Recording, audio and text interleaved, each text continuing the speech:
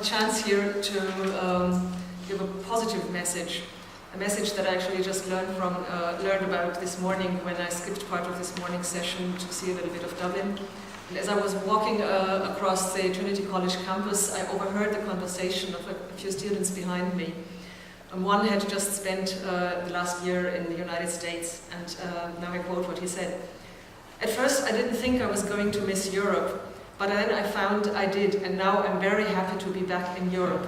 So he only spoke one sentence. He used the word Europe twice just to make sure that I hadn't misheard. What I found interesting was that at the end of this morning's session, I think it was you who said, nobody in Ireland call themselves European. And I think that is not the case. I think that particularly in a younger generation, there are Europeans. And what I heard this morning, what I heard from the student it resounded very much with me, because after I had spent 5 years living and working in the US, I felt very much like I wanted to go back to Europe. And I didn't care which country, it could have been Greece as far as I was concerned, as long as it was old Europe. I think there are a lot of people now feeling European, but that doesn't mean to say that they feel like EU members. I think we should draw that distinction in the discussion. Do we talk about Europe as a set of values, which I think it is, and a set of values that I certainly feel some pride in, or do we talk about an institution that is not often functioning terribly well, that is not particularly democratic, that is at the moment not even functioning well on an economic basis? When I think about looking at Europe from the outside, from the US in that case, what is it that I'm proud of? What are the values I'm talking about? And then I find very much what Paul also referred to. It's the social model. It's a model of solidarity, which is lacking in the United States, more or less. It's even an environmental awareness that is stronger here than in most other parts of the world. And I think if you're looking for ways out of the crisis and for a future European model, we should build on those values. And I'll get back to that in a little while. First of all, I was asked to talk a little bit about the German attitude towards the crisis and the German opinion and debate. Let me make clear, I think there are two debates. We have the official government debate, which is also reflected in the media, and I think which is also the debate among large parts of the public. And then there is another debate on the civil society side, part of the trade unions as well. So the official side and also the popular sentiments. Still very much pro-Merkel. She is seen as a very good crisis manager. Pretty much anti-public debt. I think if there had been a referendum on the fiscal pact in Germany, probably a majority of Germans would have voted in favor of the fiscal pact. And that would include budget oversight. So it's not just that Germans think other countries' budgets should be checked. It's even they want their own government to be restrained in making more debts.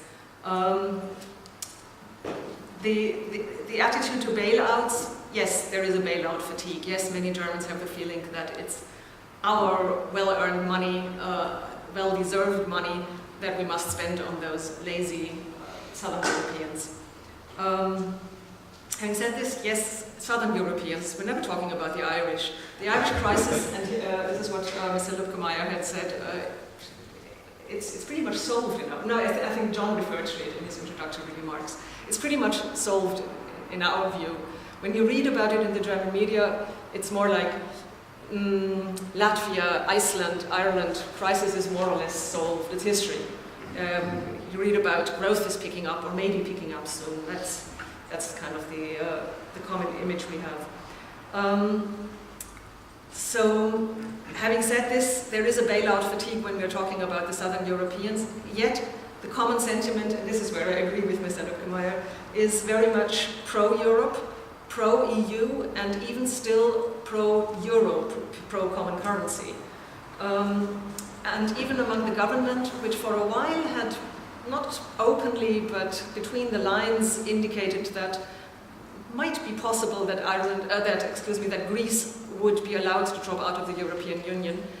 that discussion has died down as well. On the contrary, in the last couple of months, the government has been very clear about every common currency member will be saved as necessary. There is this famous quote by our finance minister Wolfgang Schäuble in perfect English: "There will be no Staatsbankrott."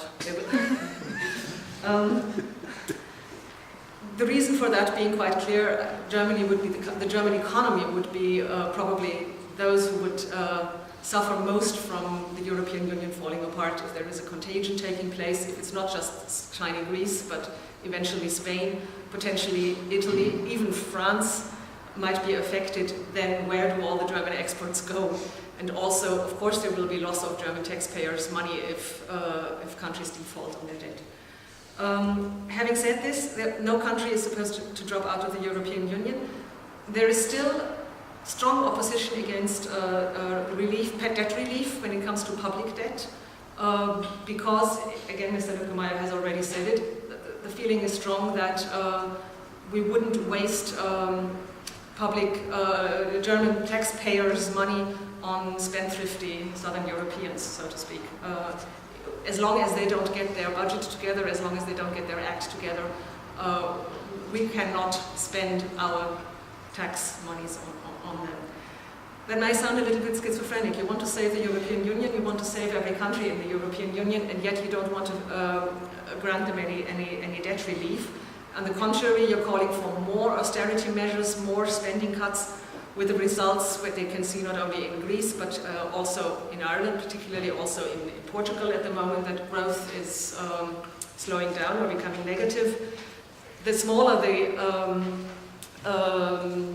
gross domestic product, the higher the ratio of debts will be. The debt crisis is actually growing bigger and more threatening in recent times, as we've seen. So why is the government acting that way? Well, either they're really believing in the virtues of spending cuts, in the virtues of thriftiness. The thrifty housewife is often quoted in German public debate, as if states were private families. And the other reason is that I think that German politicians are avoiding to tell the truth to voters, which is, if you want to save the European currency unit, and we do want to save the euro, then we need more money or the whole thing will fall apart. I think to understand this German attitude, it is useful to have a brief look back into in history why Germany has been faring so much better during this crisis than many other countries. And I think this is partly a question of time and of luck. Time meaning that recent German history, after reunification, there was a protracted crisis, low-key crisis, but unemployment rates were very high, the economy wasn't doing very well, to which the government responded with spending cuts, flexibilization of labor market, a whole range of austerity measures in fact, which led to competitiveness of the German industry rising. German wage costs in comparison to other EU member states went down, competitiveness went up. And this came at a time when emerging markets, notably countries like Brazil and China, were prospering, and the demand for German industrial products, notably machinery and luxury cars, was rising.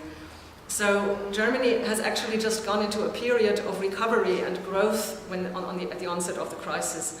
And now it is easy for German politicians to say, well, look, we've done it. We have liberalized our labor markets, or flexibilized our labor markets.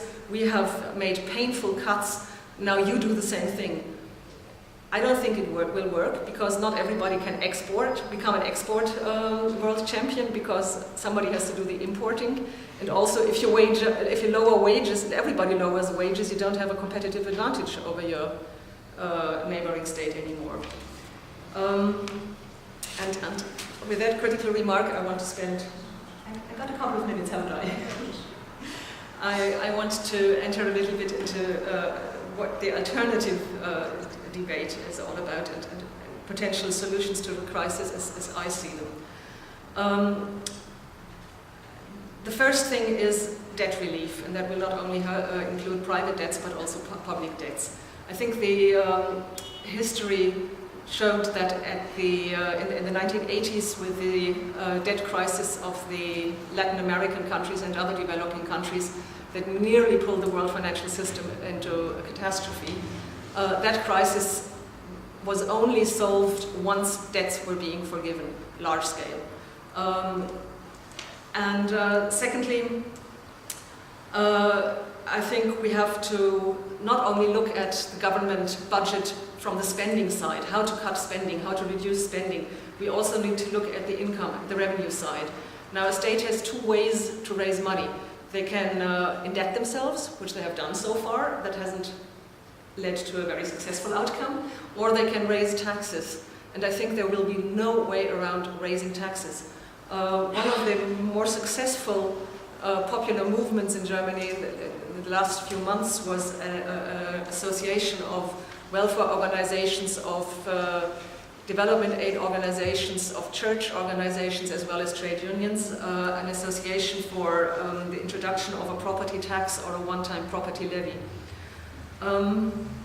That also includes fighting tax evasion, and that includes, I'm afraid to say, profit shifting to Ireland.